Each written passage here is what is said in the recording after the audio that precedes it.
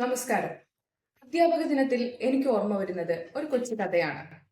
ഒരുപാട് കുട്ടികൾ പഠിക്കുന്ന ഒരു ക്ലാസ്സിൽ ഒരു മോഷണം നടക്കുകയുണ്ടായി. അങ്ങനെ മറ്റു കുട്ടികളെല്ലാവരും ആരാണ് മോഷണം നടത്തിയതെന്ന് കണ്ടുപിടിച്ചു.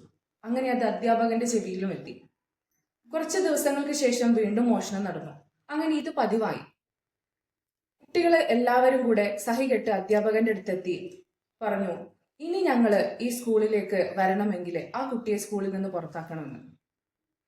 കുറച്ചു നേരം മൗനം പാലിച്ച് അധ്യാപകൻ കുട്ടികളോടായി പറഞ്ഞു, നിങ്ങൾക്ക് ഈ സ്കൂളിൽ നിന്ന് വേണമെങ്കിൽ പടിയിറങ്ങാം. കാരണം ഈ സ്കൂളിൽ നിന്ന് നിങ്ങൾ പടിയിറങ്ങി പൊതുസമൂഹത്തിലേക്ക് എത്തുമ്പോൾ നന്മ എന്ത് തിന്മ എന്തെന്ന് നിങ്ങൾക്ക് തിരിച്ചറിയാൻ സാധിക്കുന്നുണ്ട്.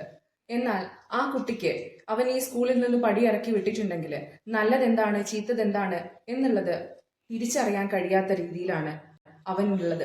അതുകൊണ്ട് തന്നെ യഥാർത്ഥത്തിൽ എന്റെ ശിക്ഷണം ആവശ്യമായിട്ടുള്ളത് അവനാണ്. യഥാർത്ഥത്തിൽ ഇത് തന്നെയല്ലേ ഒരു അധ്യാപകന്റെ ധർമ്മം? നമ്മുടെ മുമ്പിലേക്ക് വരുന്ന ഓരോരുത്തരും ഒന്നെങ്കിൽ നമുക്ക് അധ്യാപകരാണ്, അല്ലെങ്കിൽ നമ്മുടെ ശിഷ്യനാണ്. അങ്ങനെയായിരിക്കില്ലേ?